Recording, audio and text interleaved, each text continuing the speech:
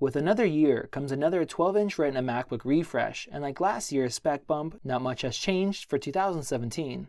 Headlining this year's upgrade list is a move to Intel's latest Kaby Lake family processors. Although these new processors don't offer a major increase in performance, they do provide substantial improvements in efficiency and lower heat output. Lower thermals is particularly important for the fanless Retina MacBook, a hardware design that sometimes causes issues with overheating, which in turn leads to CPU throttling.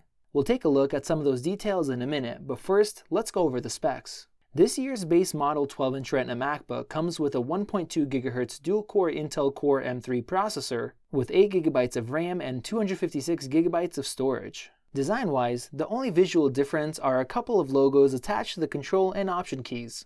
The keyboard has been updated with second-generation butterfly switches, offering more key travel and a clickier feel. Although a very minor change, the new MacBook gets Bluetooth 4.2 over last year's Bluetooth 4.0. The 8 GB of RAM is exactly the same compared to last year's model, except you now have the option of upgrading it to 16 GB for an extra $200. That option doesn't seem like a major selling point, considering most users who actually need the extra RAM should be looking at a MacBook Pro instead. We tested the flash storage with the Blackmagic disk test and found that it's around 63% faster than the previous model, offering faster transfer speeds as well as quicker boot and app loading times. Let's get to the biggest change this year, the move to Intel's newest Kaby Lake processor, which gets a 100 MHz increase in base clock over last year's model. Even more impressive is that the new chip turbo boosts up to 3 GHz instead of 2.2. Graphics also gets an update from Intel's integrated HD 515 to HD 615. These updates sound good on paper, but what difference does it actually make? We ran through a few benchmarks to find out. Overall, we found an average of around 26% increased CPU performance and around 50% increase in graphics performance. Even with the CPU performance boost offered by Intel's latest chips,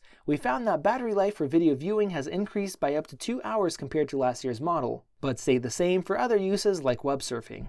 Since 12-inch MacBooks are fanless, it becomes increasingly difficult to dissipate heat while executing CPU-heavy tasks for extended periods of time. The only way to reduce heat is to throttle down the processor, which results in lower performance. We tested thermal efficiency by continually looping the Cinebench R15 CPU benchmark and witnessed a decrease in scores of around 8% for the new MacBook and 12% for the previous model. The biggest issue with the new 12-inch Retina MacBook is the price. For $1299, you could go for the newest base model 13-inch MacBook Pro instead. Performance-wise, the step-up Pro model is better in every way except for a meager offering of 128 GB of storage. Of course, there's the argument of being thinner, lighter, and more portable, but for many, the performance benefits offered in a base MacBook Pro far outweigh sleek design. The Pro version gets better speakers, better FaceTime camera, a bigger touchpad, a bigger, brighter, more colorful display with increased resolution, and major performance improvements. It even gets double the USB-C ports with the option of adding more.